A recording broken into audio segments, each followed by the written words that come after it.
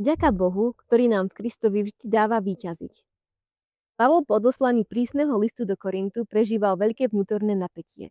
Napriek tomu však neprestal slúžiť Bohu a hovoriť o Kristovi. Jeho život nestal na okolnostiach, ale na dôvere Bohu. Keď sa dozvedel, že Korinťania prijali jeho napomenutie správne, prepukol do radosti. Nevidel to ako svoje osobné víťazstvo, ale ako Kristovo víťazstvo. Boh podľa Pavla vedie svoj ľud a cez ich život zjavuje vôňu poznania Krista svetu. Táto vôňa však nepôsobí na každého rovnako.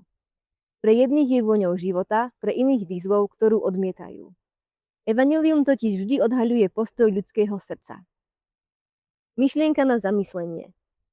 Skutočné víťazstvo nespočíva v úspechu či uznaní, ale v tom, že cez nás môže byť cítiť vôňu Krista.